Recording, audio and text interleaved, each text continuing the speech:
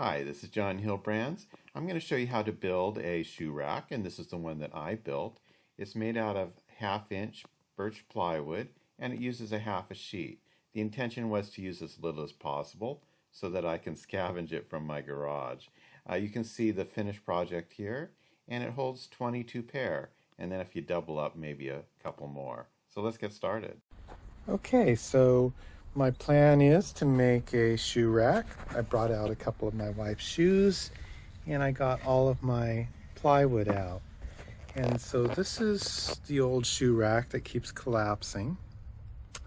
And this is my waste plywood that I have. Okay, I'm all finished. And so what I was talking about is that I didn't have quite enough wood, and you can see that I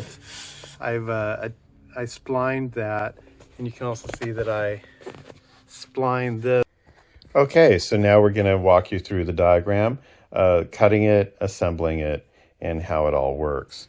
So let's give you a little view of the dimensions in case you want to freeze frame that and print it.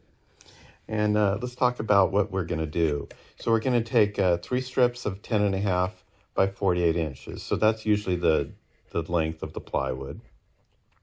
And so we're going to do 10.5-inch widths, and 2 of them are going to be shortened. So this middle shelf, when it's shortened, we're going to have enough for our divider. So we don't need any more wood for this area, but we'll need ends. And we'll have 2 ends at 10.5 by 18.5 inches. Now remember, the full height is 19 inches, but it's a 1/2 inches where the top overlaps. So we only need 18.5 inches for the sides, okay? We're going to use 8 glue blocks, and they're going to be 9/16 by 9/16 by 10.5. And we want to use solid wood because that has better glue and nailing characteristics. And so it's easy to find some scrap that you can use, pine or whatever. We want to use 9/16 because when we shoot a brad, I use 1-inch brads, and if we do it any less, the brad will come through. Any more is unnecessary. So if you use a 1-inch cubed, it's going to be a little bigger and more clumsy. I mean, you could, but I like to reduce both directions. All right, and it's all 1/2-inch birch plywood. You want to use a good finished plywood. I chose birch. Any plywood, as long as it's not construction grade. Construction grade, you know, it's not too much cheaper, so it's not really worth the money savings. The depth here is all 10.5 inches. And now let's talk about our pieces, what they are, and then we'll also talk about how we assemble. So the top piece is going to be the full length at 48 inches, and the sides are 18.5 inches, all right? We're going to have a height here of 5 inches for our first shelf because the bottom is left open. Our next one's at 8 inches, and our last one's at 4.5. And you'll notice that those are what you have because you have a 1/2-inch piece of plywood in there.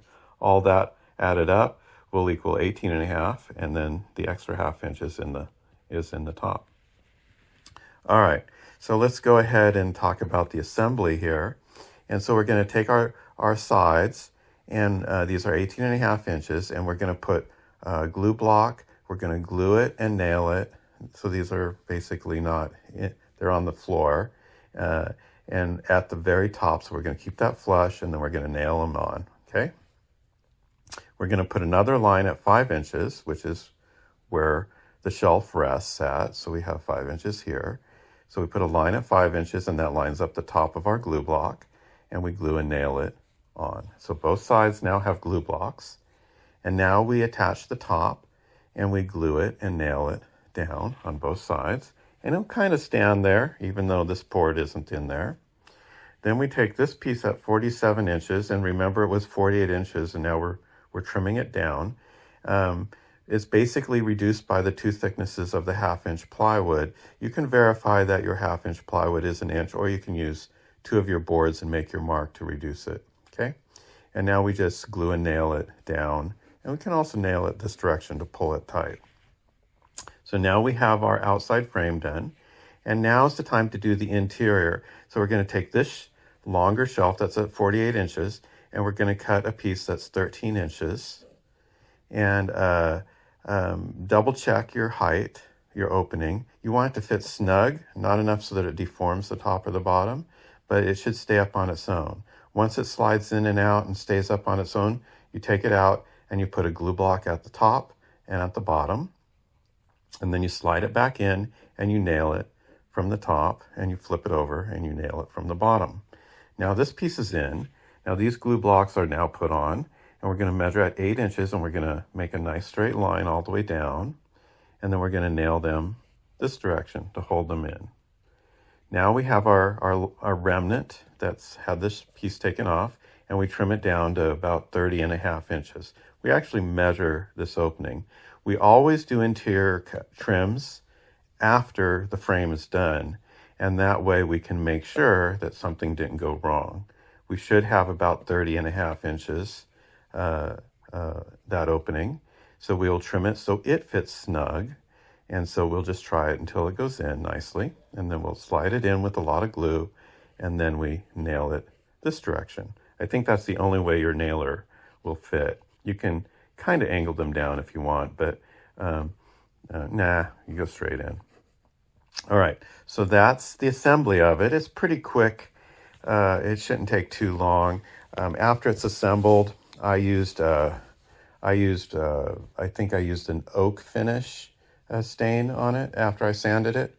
And you obviously sand the edges so that they're not rough and straight, and so that it won't catch on the carpet, the bottoms, so it'll slide without, catching as you slide it. All right, so that's the assembly. Let's go take a look in the closet. Okay, so here we are in the closet, the big reveal. All right, so one of the things I noticed when I was watching how I described the diagram is sometimes I would say nail and sometimes say glue and nail. Remember that glue blocks always get glued, and then they're nailed to hold in place while the glue dries. So even if I just said nail this way, I meant glue and nail this way as well as down. So don't ever short your glue. That's what's assembling it. The brads are just for holding in place while the glue dries. Now let's do talk about it.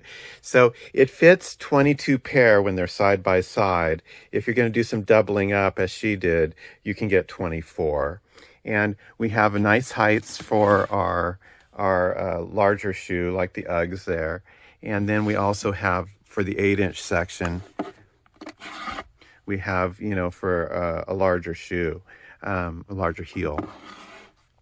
And then even with, because this is 19 inches, even at that, we can put a fairly large shoe on the top as well. So tall shoes got the middle shelf and the top shelf, and the more flattish ones are probably at the 4.5 inch, and the tennis shoes hit at the 5 inch. So it's very custom designed for her shoes. And then again, the 10.5 inch depth is the depth of her shoe. You can see that I think there's probably, because of molding behind the wall, I mean, you can probably get a bigger shoe in there anyway, but you don't need to because her shoes are that size. You can see how it fits underneath clothing. Still quite a bit of room. Obviously dresses will need their own area. And I left a area for some boxes just when I put it in there so that she can, these are, I think, thigh highs, and that she didn't want to put underneath her dresses. So, or underneath her tops, because they'd probably go too high. All right, so that's basically it. I think it worked out really nicely. And hopefully this will help you. And remember, if you need it longer, 8 inches will give you another pair. I think our closet is size limited. Yours may not be. I'm a carpet cleaner by trade, and boy, there's some beautiful closets out there. I'm in one every day, and some of them will have whole shoe walls with very beautiful shoes that are lit up. So this will get some people's, it won't get everybody's, but if you're like me, this will work just fine. And I hope this helped you with your project. Good luck with it, and I would appreciate a thumbs up and a subscribe if it did. And thank you. This has been John Hilbrands. Bye-bye.